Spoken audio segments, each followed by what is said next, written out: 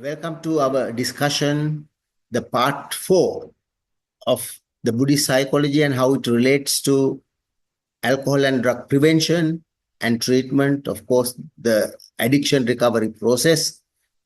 In part 3, we discuss about classical conditioning and operant conditioning and how it contributes to the proliferation process that is explained by the Buddha in the sutra named Madhupindika Sutra. So we have developed a concept, a wrong notion about alcohol and other drugs, and created the image that it is very attractive and useful and beneficial.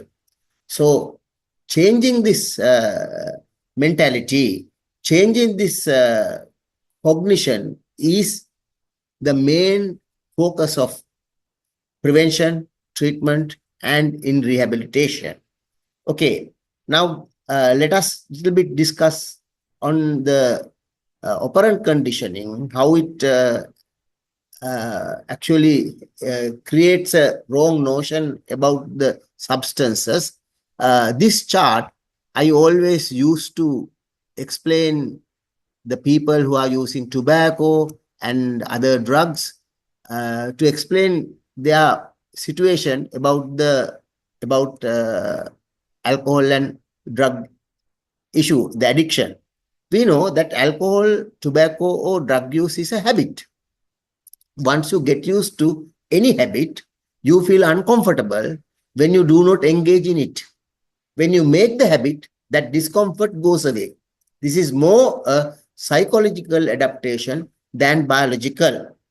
Now, think about it, right? Let us take an example. Now, you can see this chart, and you and I,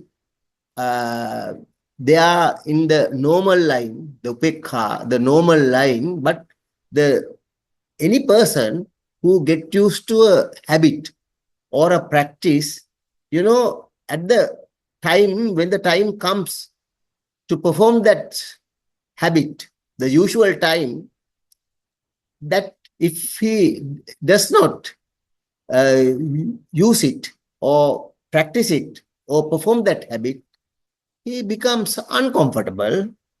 And the moment that they use it, they become once again normal. So this is the place, the time, and they become uncomfortable when they do not perform the habit, and they in a state of really uncomfortable, and that state we call the withdrawal stage. And then once they perform the habit, they come back to the normal level. That is because they have created a craving, they have created a concept around substances, and this is mostly psychological. And if you take this example, you will see that, imagine that a person lights a lamp for an idol of her religion at a particular time. She feels uncomfortable if she does not light the lamp at that particular time. She may feel that discomfort disappear once she lights the lamp. Is it biological or psychological? Maybe that uncomfortable feeling comes through a biological process, but we know the base is nothing but psychological. The discomfort that has arisen is called the withdrawal discomfort. You will feel uncomfortable if you do not make that habit at the right time. When you do the habit again, that discomfort will disappear. It is not the body that gets used to many such habits. It is our mind that gets used to it. Drugs are more related to getting used to it mentally than to getting used to it biologically. That discomfort occurs because the one you love, the one you believe in, and the one you expected for does not come true. Just as the Romeo and Juliet story, right? When he did not see Juliet, experienced much such discomfort, and this is nothing but psychological. One may feel difficulties and discomfort when one cannot practice one's religion at the right time, which is psychological. These often arise mentally or psychologically. With the increase in the severity of the habit, the person is always looking for the next dose with a craving. No matter how much drugs he takes, this thirst is not quenched. Every time he uses drugs, he feels pain and suffering, as we discussed earlier. But still, he uses them again and again, even with difficulty, because of the attachment and greed that he has created psychologically towards the substance. The concept of hungry ghost explained in Buddhism is very much similar to this. Later on, we will discuss about the hungry ghost concept. Right. Now, once again, let's come back to the graph. Right. So we are in a normal state, but the drug user, when the time comes, in his mind, he knows, now I have to take substance. It is programmed, right? Now he feels uncomfortable unless and until he uses the substance. So his level comes down. Once he uses it, he comes to the state of really comfortable, right? Now, how the operant condition links to this? Operant condition, you know that you operates the situation. You operates the situation. So he thinks, when I use substance, I become really normal and happy and elated. And if I don't use substance, the state is not really good or not really comfortable. So he thinks, to be comfortable, I have to use substance. To be comfortable, I have to use substance. This is the operant conditioning. Through this, that he attributes certain things to the substances, that it helps me to relax, it helps me to become normal, it helps me to, whatever the thing that to perform, that he wants to use substances unless and until that he is not normal. So we have to understand this. What they perceive as pleasure, what they perceive as very comfortable state is where we are already in. We were there as normal, but they drop their level, and after using substance come back to the normal, drop and using substance come back, drop and using substance and come back. So this is their episode. This is their story. Okay. So this is more a psychological kind of addiction than the biological. Of course, there is a biological impact, and this is how the craving is developed. The craving is developed because of the wrong notion that he gets through the operant conditioning. So we learned that the classical conditioning and operant conditioning, and today we are a little bit move forward and try to understand about the social learning process about this. Okay, we know, to understand the reality of the substances, that we have to look at the substances mindfully. Okay, now we should not get confused about this. We know the mindfulness practices becoming very popular, and it generated from Buddhist psychology in Buddhism, early Buddhist psychology, Satipatthana, and various other ways that this concept has been presented. And in Buddhism, this is called sati, or in Sanskrit, we call it smruti, or sati. So in a later discussion, we are going to discuss this deeply. What is sati? What is mindfulness? But here, I invite you to look at substance use mindfully. What does that mean? Let us discuss. This is not that we are drinking alcohol or using substance mindfully. I have recently watched a video which says you can use substance mindfully. You cannot use substance mindfully because you can have a concentration when using substance, but you can't have a mindful drinking, mindful smoking. No, because mindful is a skillful act, kusala act. So you cannot use substance mindfully. But one thing you can do, that you can look at the substances. You can look at the substance use mindfully. And most of the time, we think about the evidence-based practices. Yes, evidence-based practices are very important to get the knowledge. But sometimes the self-examination leads to a knowledge that you gain, which is very useful and which you can share that knowledge with others also. So that is the Buddhist way. Okay, look, examining yourself, and then you apply it to the others. So I invite you to look at this alcohol and substance use mindfully. What does that mean? Mindfully means um, mindfully means that you look at it unbiased observation. So mindfulness or attentive awareness, so we call it mindfulness or attentive awareness, is a presence of mind or bearing in mind over the sense objects and attaining it non-judgmentally without having any attributions or biases. Now, when we say alcohol, we have certain attributions in our mind, which we created through classical conditioning, operant conditioning, and through social learning. Now, I invite you to look at alcohol and other drugs and the drug use mindfully. When I say mindfully, it means non-judgmentally and without any attribution and biases. Then you can have a self-awareness. Okay, you can have a self-understanding, self-realization about these substances, and then you can share you can share your self-realization to others to have their self-realization, and you can guide them. But for that, first of all, that you have to have your own self-realization. So this discussion in this part 4, I invite you to look at substance use mindfully.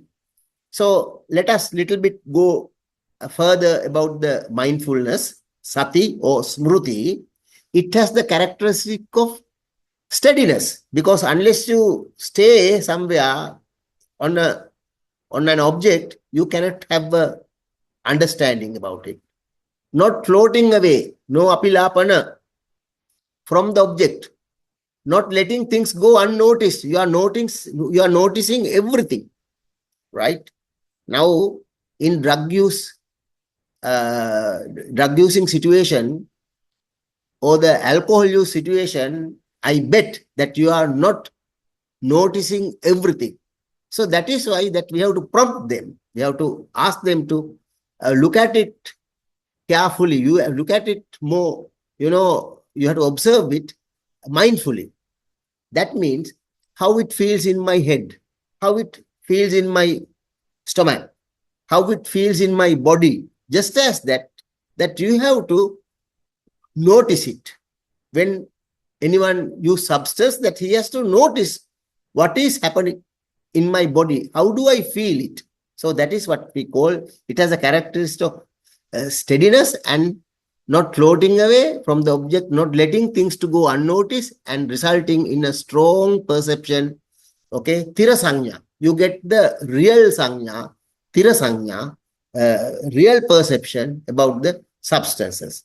It is the opposite of superficially or obliviousness or superficial understanding of something.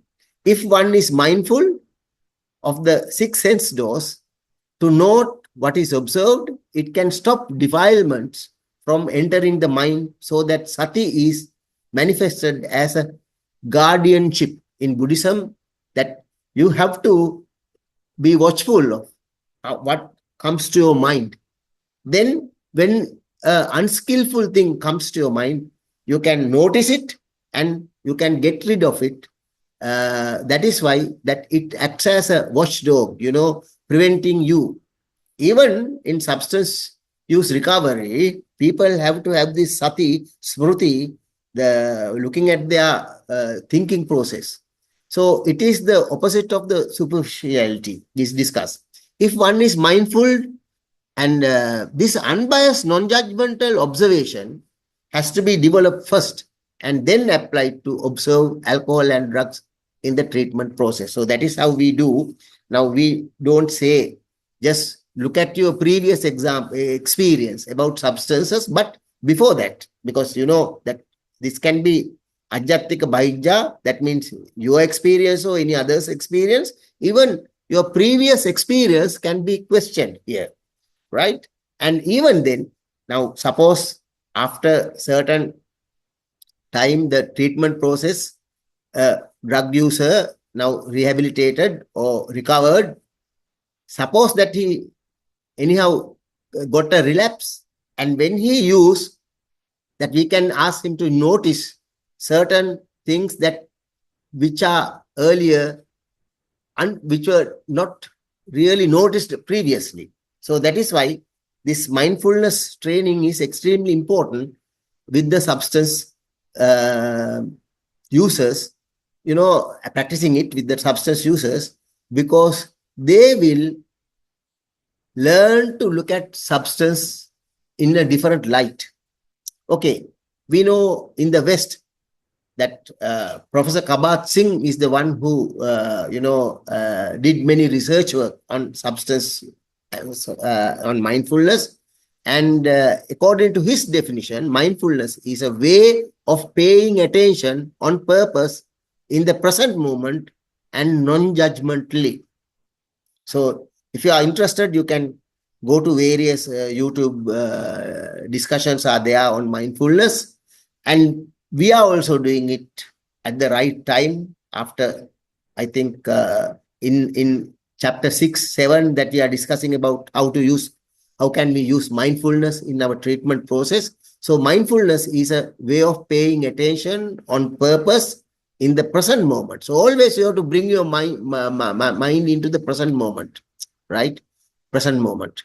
And look at it objectively, right? Look at the thing objectively. Bringing awareness to the... So now what we are trying to do is bringing awareness to alcohol and drugs. How much are we aware of alcohol, heroin, cannabis, tobacco, or any other drugs? Sometimes we have learned many things about it. In books, we have learned many things. Okay? The theories. That is how the conventional wisdom, and there is the conventional wisdom created around these things. You know, what is conventional wisdom? Many individuals have a perverted or distorted view, distorted perception, and distorted mind on the alcohol and drugs. So that is what they learn from the conventional wisdom.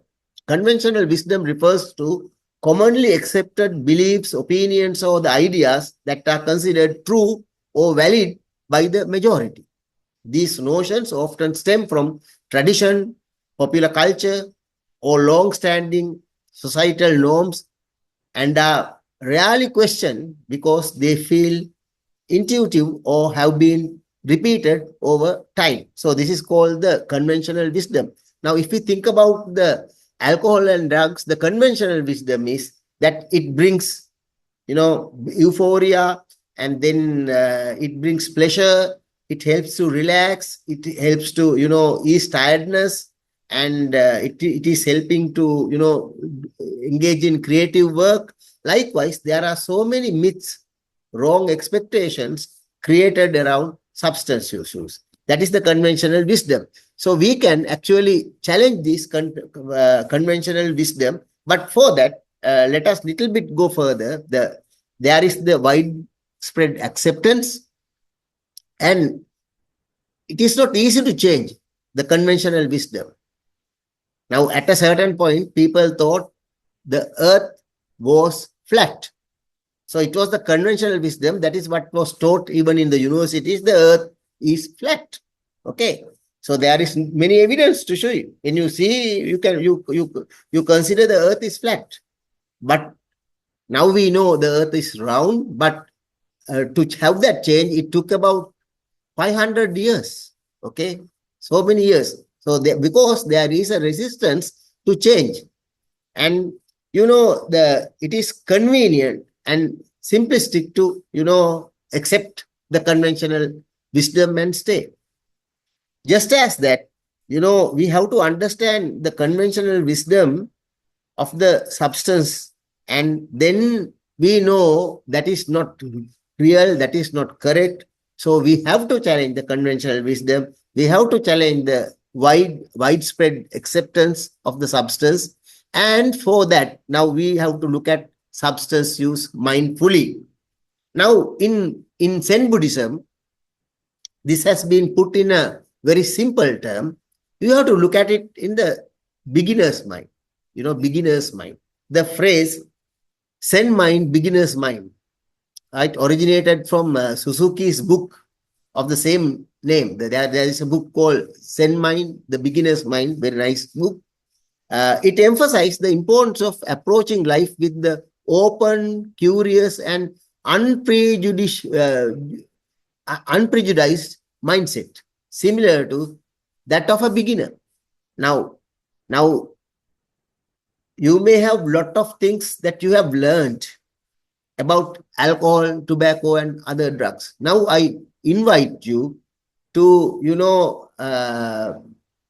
get out of that knowledge base and try to look at alcohol and drugs in a new light. Now, with the beginner's mind, that you can look at it. And the key takeaways of this idea is actually the curiosity and the openness. Approach life as if seeing it for the first time. So when you see something for the first time, you look at it very freshly. You don't have any attributions to that. So in that way, now you have to forget what you have learned, your expertise about alcohol and drugs, and look at it at a fresh and try to see something new with the beginner's mind, Then the freedom, so it will help you to free from your ego. The beginners don't cling to the past achievements of knowledge, make it easier to accept new perspective. It is very easy to adjust yourself if you go with the beginner's mind. Then the third one is being present. Instead of focusing on goals or outcomes, immerse yourself in this process, whether meditation, work, or relationship. You focus to the present moment.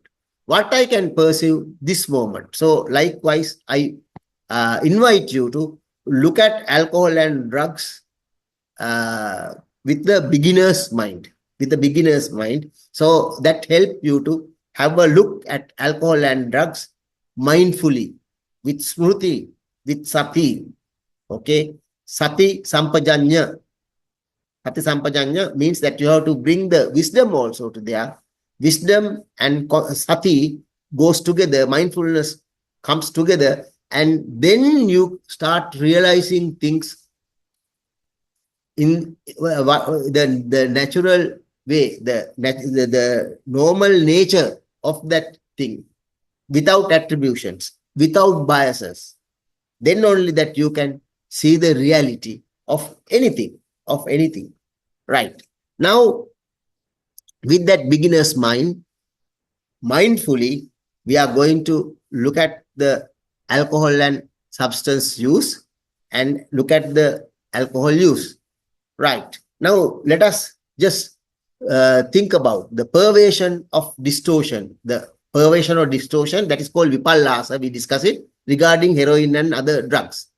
Despite the unpleasant effects, we know that unpleasant effects, there is a tendency, especially among young people, to view heroin, cannabis, and methamphetamine, ice, whatever, even the alcohol with awe, right? Awesome, awe, and to be attracted to their use.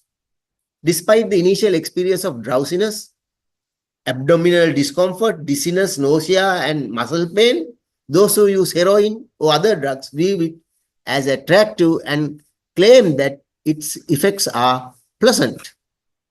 As mentioned in the previous chapters in the book and previous parts that we have discussed, this phenomenon occurs not as a result of the chemical effect of heroin or any substance, but as a result of the social conditioning and the expectations, classical conditioning, operant conditioning, that cast heroin in a positive light, that cast alcohol and other drugs in a positive light. It is then not surprising that a person who use heroin or any other drug without this conditioning would report the experience to be highly unpleasant. If you remove that part, if you remove the conditioning part, that they will see that that experience is not really pleasurable.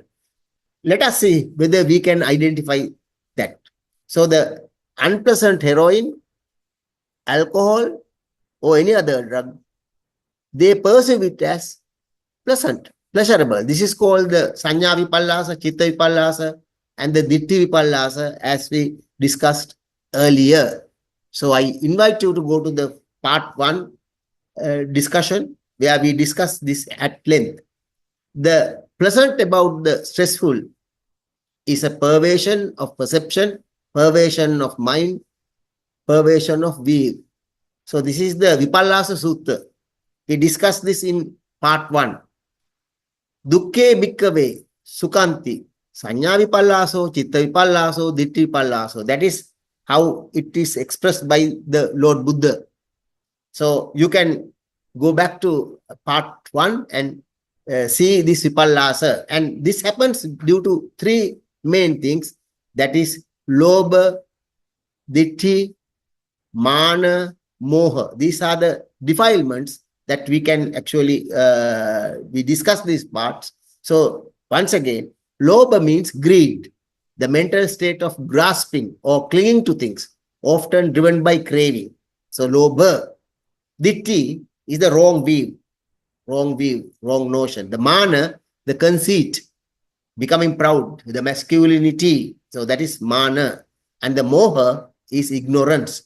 So these are the defilements that paint a wrong picture about alcohol and drugs, and people get into the situation of addiction due to this lobha, ditti, mana, moha that we discuss in part 1. Anyway, now we can see this once again in this chart.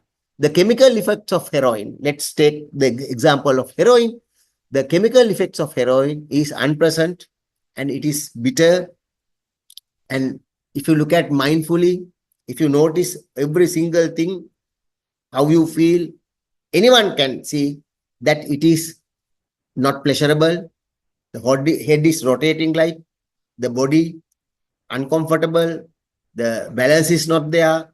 So a lot of uncomfortable, unpleasant things happen, and it is a bitter experience. But due to certain other things, the learnings through classical conditioning, operant conditioning, and social learning, and permissibility, permissive environment, okay, then the support given by others, social conditioning, expectations, and various other things, then the propaganda by the heroin racket and the drug mafia and other alcohol industry influence, tobacco industry influence, the factors that make it actually interesting and pleasant, finally people identify it as pleasurable thing. Finally, they identify it wrongly, perceive it pleasurable. So now we are going to uncondition, unlearn, and relearn about these things. Just unlearning is enough. Unconditioning is enough, because then you will see this is unpleasant even at the optimum level. So your attraction will reduce. And once you understand that there is no any beneficial effects in these substances, then why should someone use it when there are no beneficial effects? So likewise, you bring the wisdom, the prajna part to it, and try to understand the reality of the substances. One of the common reasons why people use alcohol and other drugs is to have a kind of relaxation. So if you ask people, why do you use substance? Just to have relaxation. So this is the conventional wisdom about alcohol and drugs. But we know Take, for example, alcohol or heroin or whatever, they are depressants. Once you take a depressant, you cannot relax because you feel really bad in your head and then the body discomfort. How can someone relax with that? But people people have developed a wrong notion about alcohol and drugs that it helps relax. So in Buddhist psychology, to erase that we have to see how we wrongly learned this. This is called a distortion, a distorted perception, distortion, a vipallasa. This is a viparita sanya, a wrong notion that we get about alcohol or any other drug. How this is developed? With the classical conditioning, of course, we learned people use alcohol and drugs in a relaxed environment, in a beach, in a party, after examination or after work. All these occasions are anyhow characterized with the with the kind of relaxation. So people use substance in a relaxed environment, and once they use substance in a relaxed environment through the process of classical conditioning, they think that the relaxation came with the substance use. So this is a wrong learning. This is how the perversion or the proliferation occurs. We discuss about proliferation in Madhupindaka Sutra. So this is how people wrongly learn that it helps to relaxation. Now, look at this in a different way. Even in my book, this is discussed at length actually. So we can say that the people use alcohol and other drugs to ease fatigue are generally considered to be those who are engaged in demanding jobs, especially in the third world countries, like carpenters and the masons. What they do, they just doing their work, and in the given time, after working some hours, they just go to the tavern or the bar and use alcohol or any other substance and come back. So they say that it helps them to relax. Let us examine this. Let us look at this mindfully.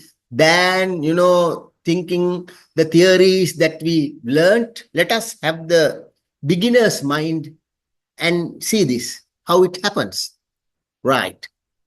For them, the feeling of relaxation they experience from their visit to the bar is more a result of the intermission in the strain of the monotony of their work than of the drinks they consume or the drugs they consume.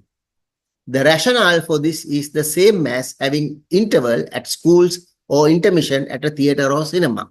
We know that when we are engaging in a demanding job, demanding work, once you take a kind of a break, it itself helps you to relax. In such a situation, they use alcohol or drugs, and then they think that the relaxation came from the substance. It is not the case.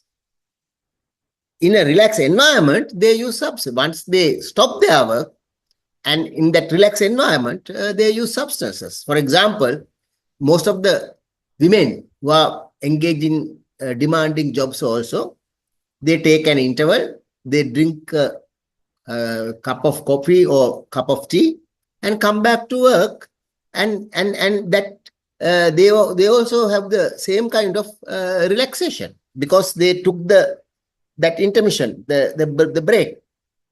And then the most frequently used perception or the sanya of alcohol is its function as the indicator to make the distinction between the monotonous daily routines and well-deserved leisure hours. As I explained, it is natural for people to feel a sense of achievement and self-satisfaction after completion of a task.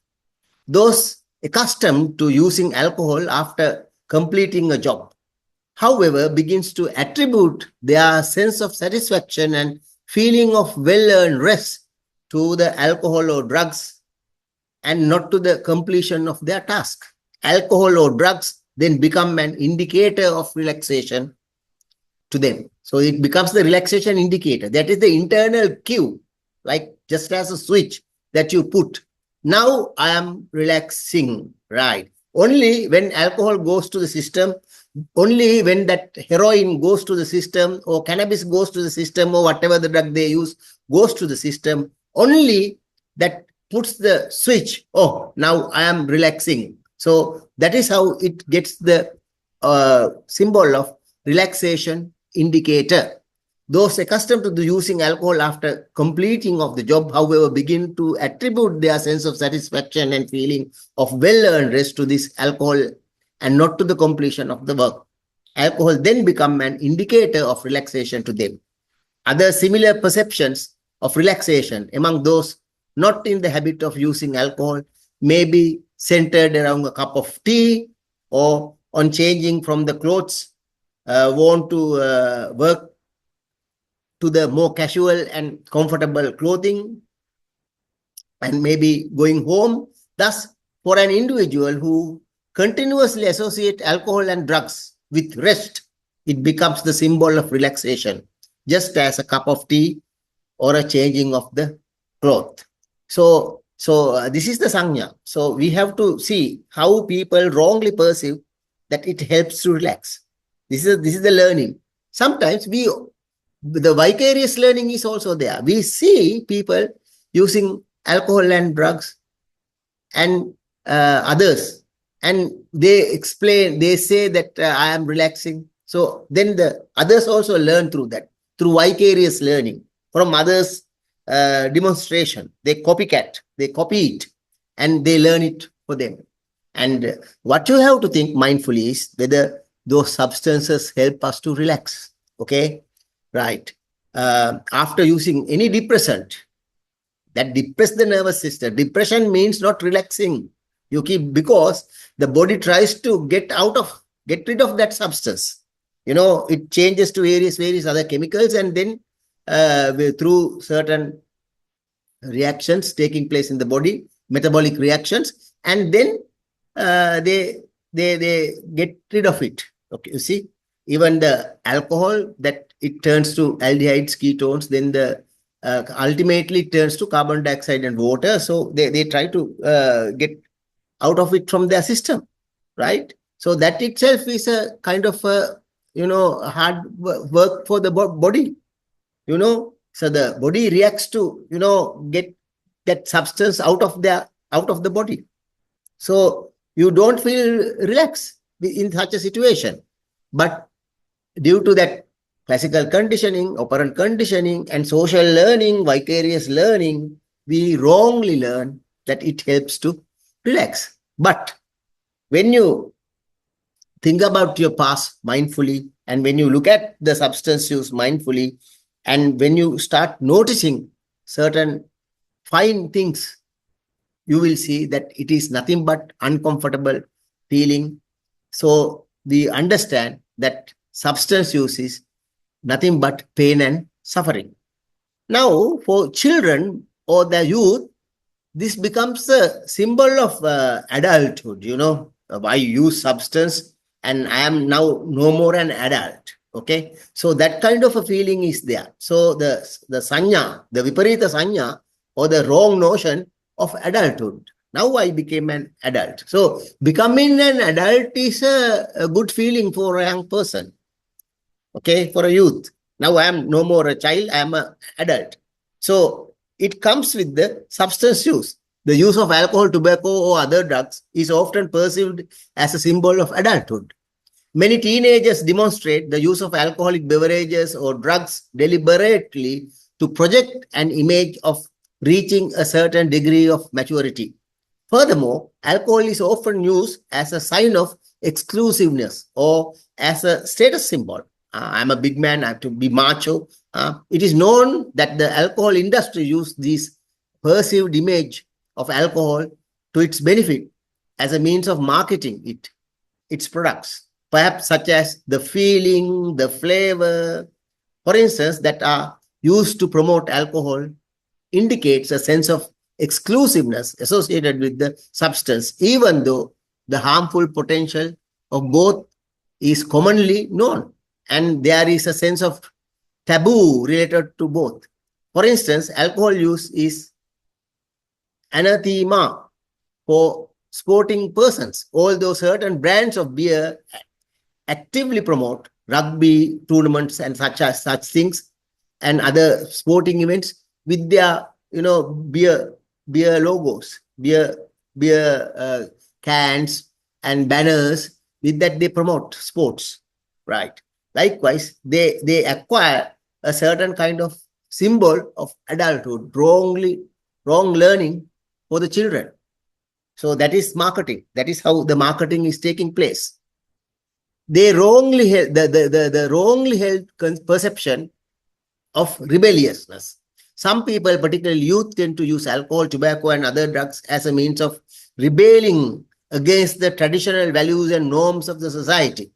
Teenagers may experiment with alcohol or drugs for the sheer thrill or exploring something that is considered taboo or venturing into forbidden territory. Now, this is prohibited. I am using, so entering into the forbidden territory, deriving from its a sense of enjoyment. Young boys may see alcohol as a symbol of manliness, using it to feel macho or to develop a heightened sense of masculinity. Among women and young people, alcohol is more likely to be perceived as a symbol of independence and liberation. Now, I am an independent person. I am an adult. I am now using substances. That is how they perceive, right? And the industry also, develop their advertisements accordingly. From this perspective, society's intense fear of alcohol and drugs may be the very cause of its attraction to the daring view, in the manner that other thrill-seeking activities such as mountain climbing and skydiving are sought after for the mixed feeling of joy and fear that they evoke. Taking risks or living in the edge enables those who engage in them to achieve status in their respective peer groups. So I am doing something dangerous. Okay. So that is why we say that just telling the young people about the dangers of the substance use is not a very productive thing, but it is actually counterproductive, because the term, the peril is the lure. That means what? The danger is the kick. So the more danger, it evokes more thrilling experience. So that is why in prevention education that we should not use fear in our communication. The use of alcohol usually involves special rituals and sometimes the utensils. For example, decorated bottles and ornate glasses are often used when storing and serving alcohol.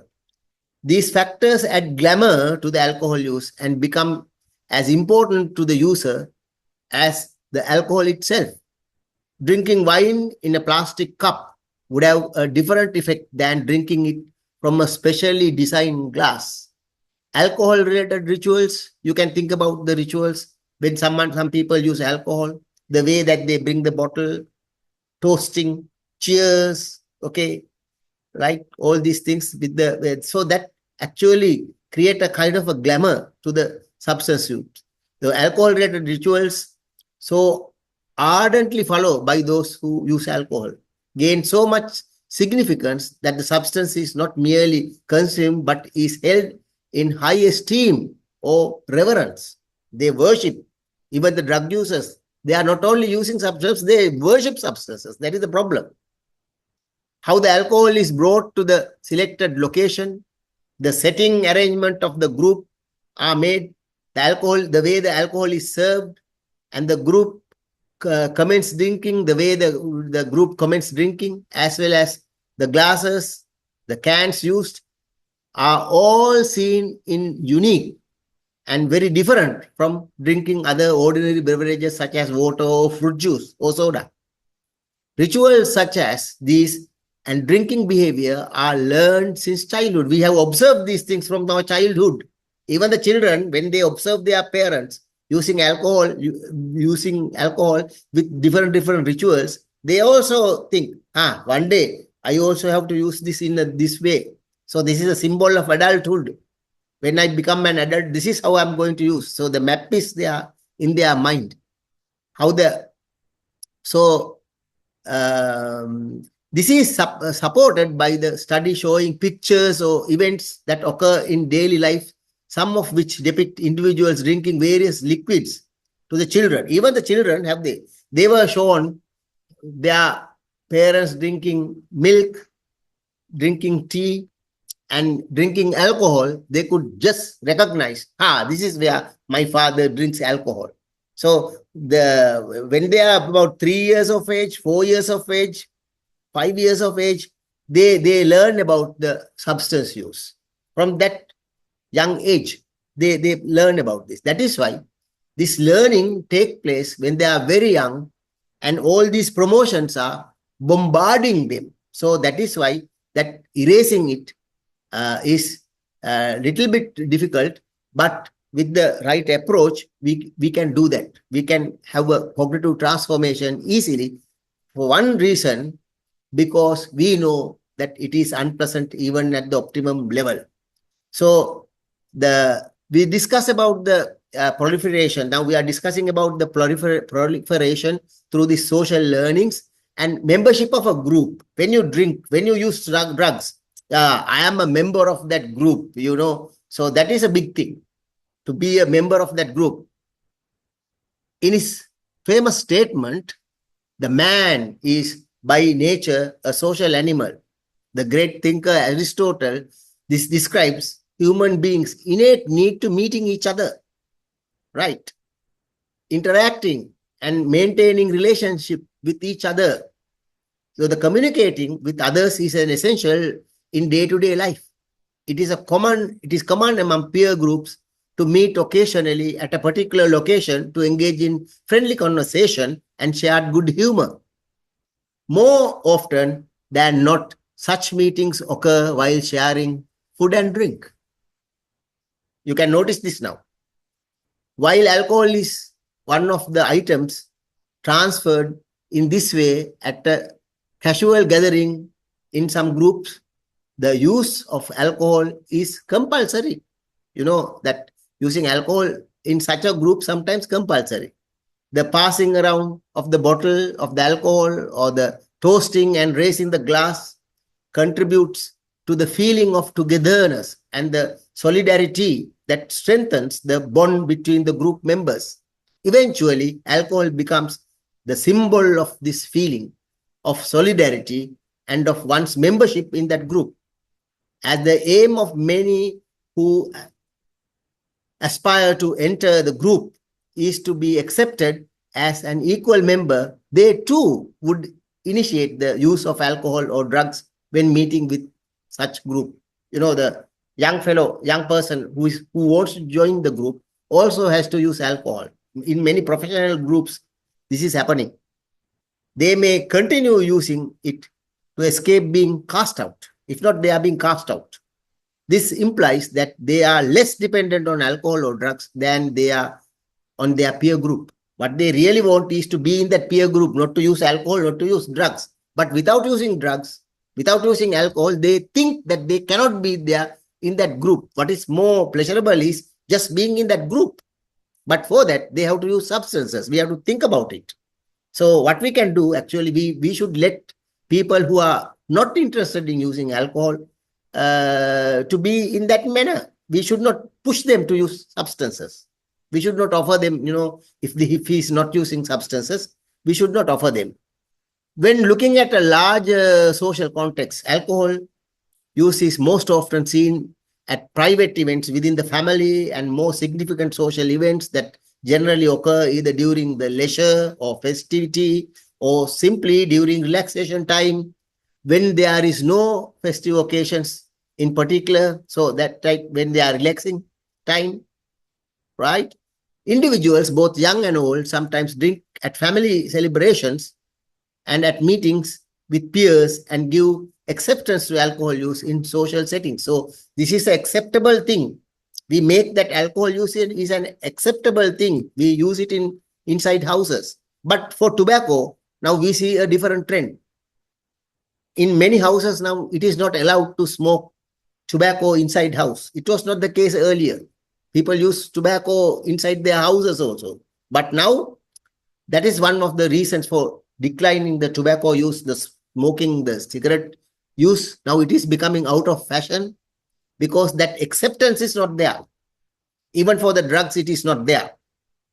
Okay, but alcohol, the biggest problem in the West, that the recognition given to alcohol, so, the worshipping it as an idol, so that promotes the substance use, that we have to mindfully look at this. How are we sometimes inadvertently or without knowing how we promote substances, alcohol mainly. So we have to be very careful on those things. And it gives us permission to break rules, sanction to break rules. There is a tendency in many societies to pardon drug or alcohol-induced misconduct, misbehavior, or view it with tolerant permissiveness. As a result, alcohol and other drugs are often used as alibis by those who engage in unacceptable behaviors to gain special privileges from family members and the society in general. Some may occasionally use these social sanctions to be intimidated or sometimes physically assault others who continue to pardon them, believing that the abusive behavior was unintentional. In such situations, it is the alcohol rather than the alcohol user that is blamed for the abusive behavior and all other shortcomings. What happens? We blame the bottle, not the person. But we know he knows what he is doing. He is intentionally doing this. But we keep on saying, even that person says, I had too much. I can't remember a thing. And I was under the influence of it. He was under the influence of alcohol. That is why he did it. In an attempt to escape blame for their wrong actions. So we also keep on pardoning, sanctioning those alcohol and drug-induced misbehavior. Studies on violence against women and rape in general reveal that the perpetrator is blameless if proven to have been intoxicated at the time of committing the crime, and more if proven to have been sober, right? So they get a privilege against the sober counterpart. It has been widely observed that following the use of alcohol or other drugs, individuals tend to engage in offensive and subversive behavior that they would not dare to attempt when they are sober. These observations show that the use of alcohol is believed to be the direct cause of unacceptable and violent behavior. Even the medical profession and legal professions also sometimes share the belief that alcohol reduces inhibition and is widely accepted in many other fields as well. Okay, but there are a host of research done on this, and we know actually they know very well what they are doing even after using alcohol and other drugs. What we have to do, we have to look at it now, our unbiased observation, right? With the beginner's mind, let us see alcohol-induced misbehaviors, right? Contrary to the popular notion that alcohol inhibits the individual's capacity to think rationally and causes them to show uncharacteristic behavior, recent research suggests that people's mental capacity is in no way hinders following the use of alcohol. So there are references given here, Chitlow and many others. What we say is, you observe that a person coming on the road, challenging people and, engage in bad behaviors. Once they see a police officer, what happened? All of a sudden, they become sober, they become very decent, but with a stronger person. All the, their bad behavior is shown to the people who are weaker than them. So we have to think about this. They know how much money they are spending on this alcohol or drugs. They take the cash after counting, and it has to be correct. If not, they know that they are being cheated. So likewise, okay, the so-called alcohol-induced misbehavior is often a mere pretense, and those who engage in such behavior are well aware of their action. For example, a man who beats his wife after a session of drinking does so knowing he will not be held accountable for his actions the following day. People who use alcohol to harm others to gain the false strength and courage that they thrive on usually choose as their victim the persons whom they consider weaker than themselves. So they always go for the weaker targets, right? It has been observed that those who behave abusively following alcohol use typically do so only with those who are more fragile, less powerful, more vulnerable, or more tolerant and permissive. However, they immediately appear normal if and when associated by those who possess more strength and power than themselves. For example, a police officer. So this is what we discussed. Right. Now that through this permissive environment, okay, through providing the permissive environment for alcohol and substance use, they get this courage, or the Dutch courage we call, in Sri Lanka we call it Dutch courage, because they know next day they are not answerable to those things. Only thing that I didn't know anything, I was under the influence. So that is what they say. Most of the drug users are also very pretentious of using the substance, right? So this is a privilege that they get, right? So then it becomes beneficial because of the privilege given by others, the pardon and sanctioning of the other people. So pardon for poor performance. People naturally strive to behave in a way that ensure they are perceived as competent and intelligent. It is generally accepted that there are certain exceptional circumstances based on which inadequate behavior and poor performance are generally excused. Sometimes we excuse. For instance, the fatigue or illness, unfavorable environmental conditions, faulty equipment, immaturity, or oversensitivity. So we because he's immature, because of his illness, he couldn't he couldn't answer the question paper, right? Likewise, that we pardon. The general assumption that alcohol and drug interfere with the disrupt performance makes it possible for individual to present alcohol or drug use as one of these exceptional circumstances or as an alibi for poor performance. Some may therefore give it as an excuse to justify poor performance to avoid criticism, a process termed a self-handicapping strategy. Self-handicapping. This is not me, this is alcohol. Today I used alcohol, so my performance, don't expect my performance to the highest level because I am drunk. So that kind of an announcement, with kind of an announcement, now they make it as an excuse. Some believe that by consuming alcohol or drugs, they could feel free to perform poorly at tasks that they have no confidence in serving, and to escape or mitigate negative feedback. This is part of the more general notion that individuals use alcohol and drugs to avoid responsibility for their actions. It treads on the general assumption that alcohol generally interferes with the disrupts performance, which paves the way for what is known as self-handicapping strategies. In psychology, we call this self-handicapping. Those who handicap themselves deliberately, in this case by consuming alcohol or drugs, may not find their failures or inabilities as embarrassing as they would have if they had been sober.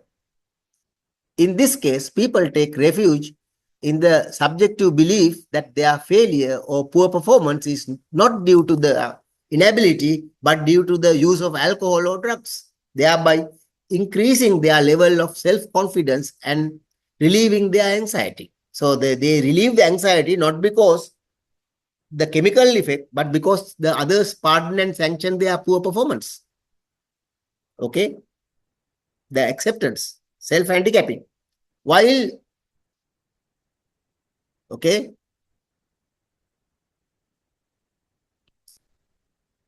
while some may have consumed alcohol believing that they would have a ready excuse if they fail in an activity that they attempt, others may attribute their failure to not having consumed alcohol before attempting to the activity, despite the availability of evidence to the contrary. Right. For example, right, let's take an example. A person who is unable to dance as well as others may claim that he would have put up a better performance had he consumed alcohol before his attempt. This claim may seem paradoxical as it is well known, handicapped person, however, well known that alcohol impairs the coordination of the limbs. How can someone dance after using alcohol?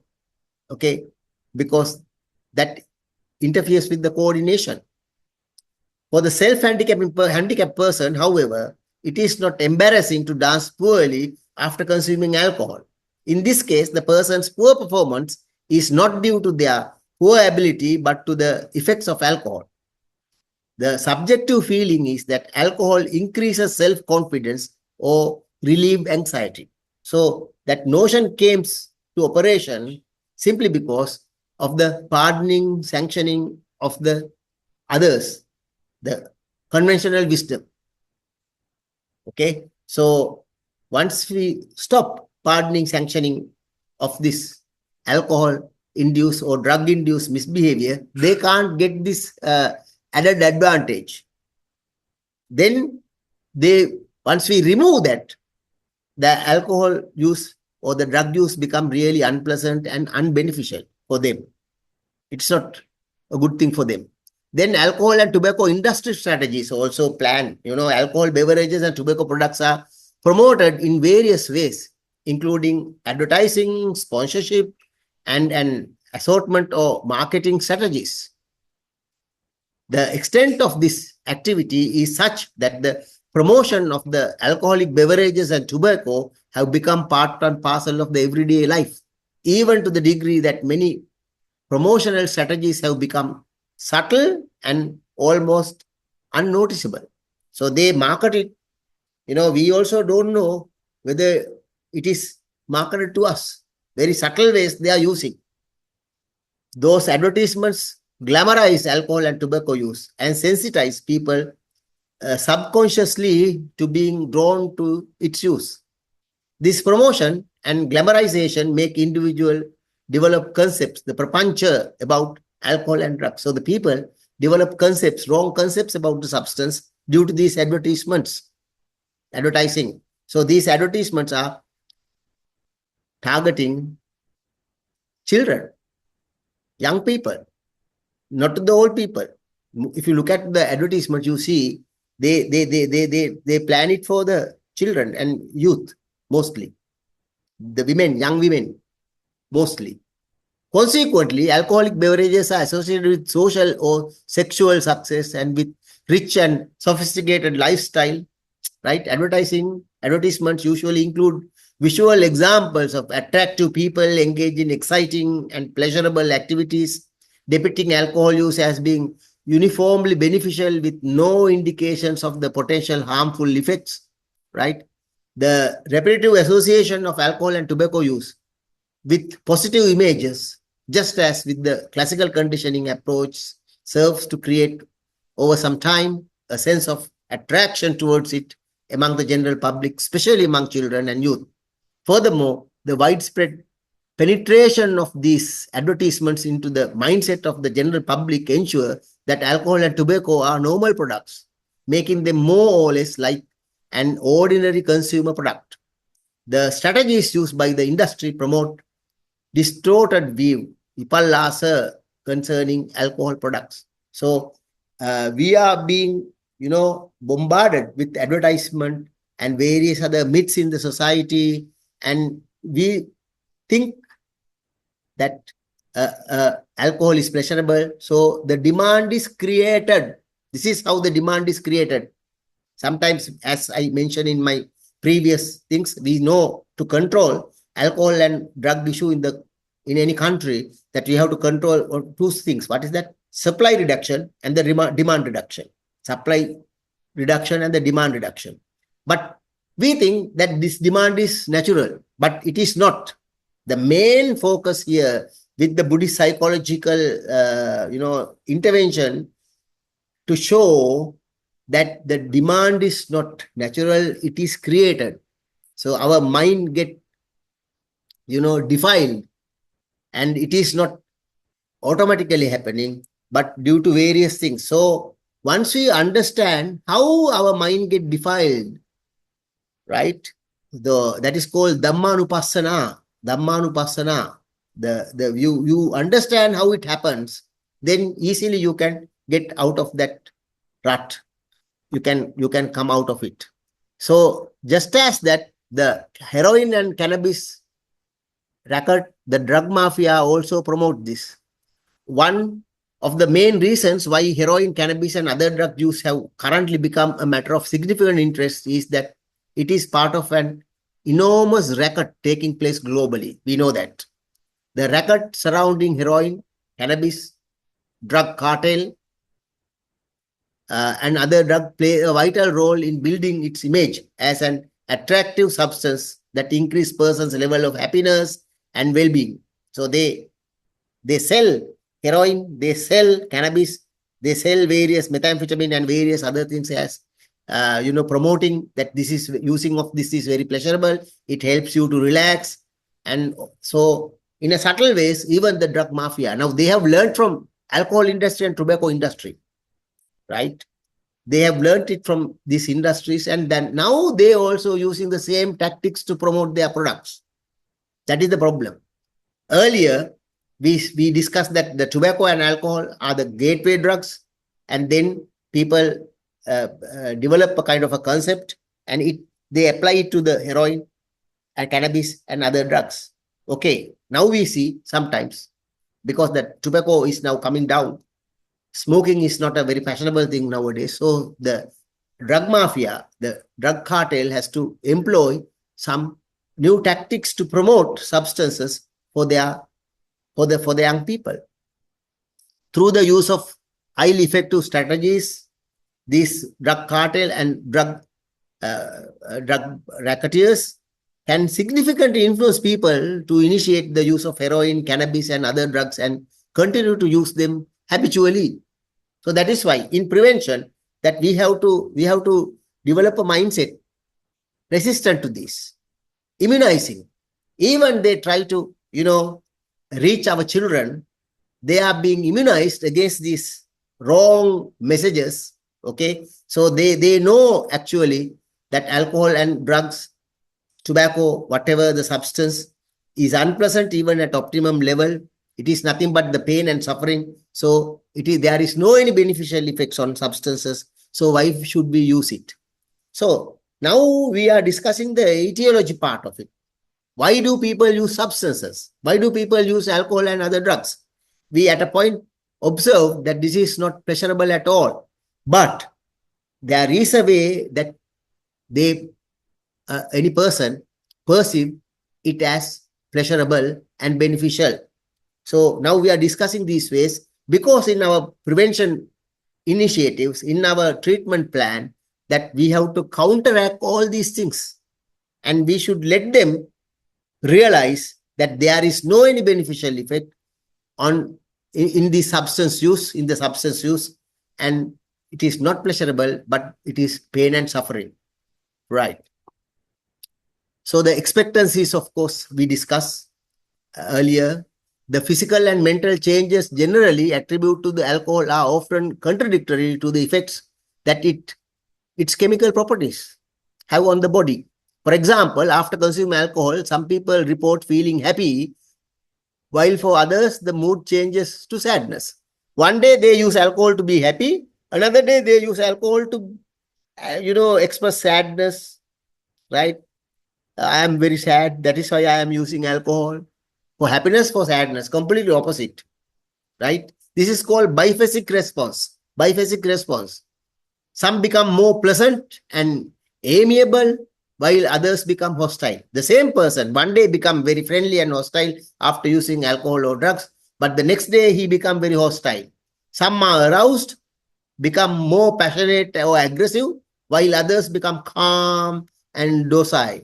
And some fall silent, while others become more talkative. So, this alcohol, when we, from this perspective, takes on the perceived properties of a magic elixir, just as a magic elixir, a potion, right? I think this term, magic elixir, was used by uh, Alan Marlett most of the time when he explained the expectancies, alcohol expectancies. The chemical or pharmacological effect of those substances cannot explain this biphasic response to alcohol and other drugs. So the other considerations, such as psychological factors, the individual's learning, and the environment in which the person lives, help to shape the behavior related to alcohol and other drugs use. Okay, so we can discuss this in the next episode also.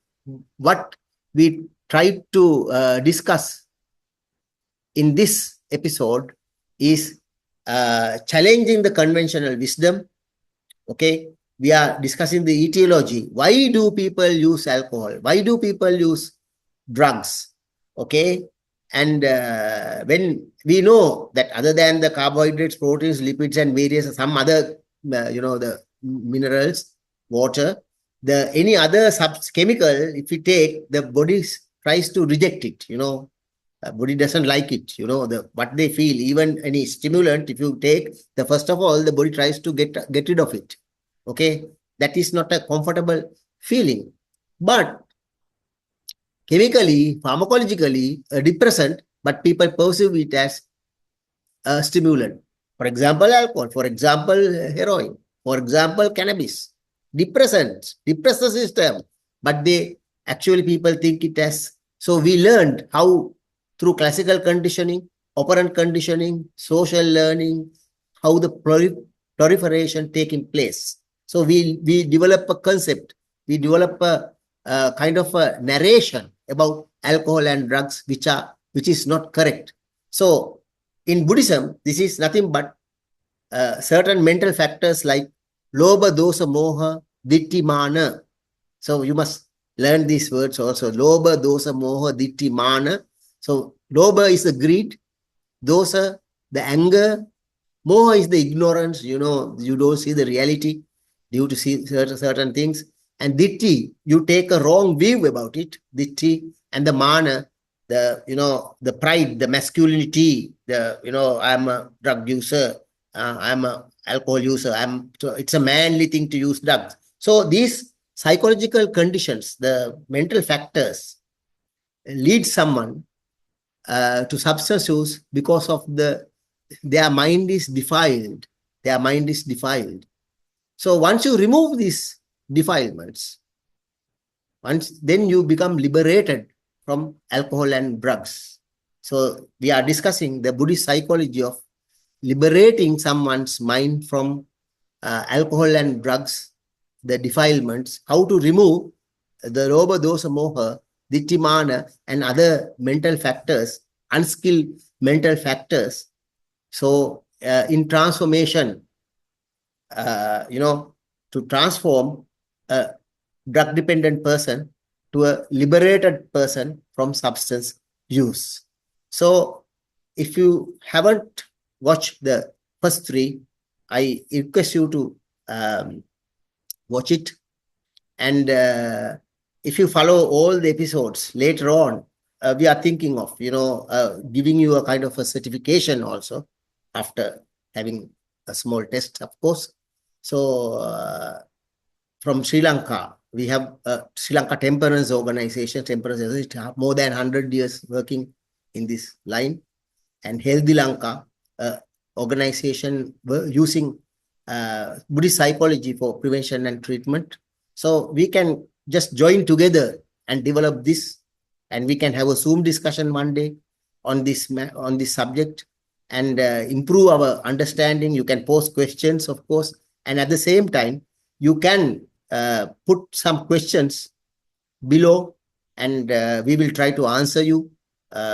And at the same time, we will address those questions in our next episodes. So thank you very much for listening to this episode. Still, we are discussing the second chapter of Mind Liberated from Alcohol and Drugs, a Buddhist Psychology Manual of Prevention and Treatment. So this is the second chapter. We started with the second chapter. So it will take some time, but I know that the people who have the expertise in Buddhist psychology, so they can use this alcohol and drugs, heroin, tobacco, as an example of understanding what is this proliferation, what is vipallasa, and how this lobha, dosa, moha jointly working with ditthi and mana and make someone, become addictive. They develop a bhava, right? Bhava, existence as an addict. So they can learn it, the application of Buddhist psychology. And there may be people who are really good at supporting recovery and prevention areas. So they can see how the Buddhist psychology could be a gap filling in your approaches, in your attempts to substance use, and how can we, without having much relapse, how can you help person to quit and completely free from substance use?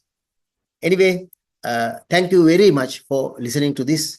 And of course, you can subscribe and push the like button if you are happy with these studies, and share this with other people who are interested in these areas. And if you really come with the part 1, part 2, and all the parts, so someone can develop their expertise in alcohol and drugs prevention and treatment, of course. And you can be even a practitioner if you like. You can just help people, supporting person for the recovery, as well as we can work with our children to prevent them from using substances. Thank you.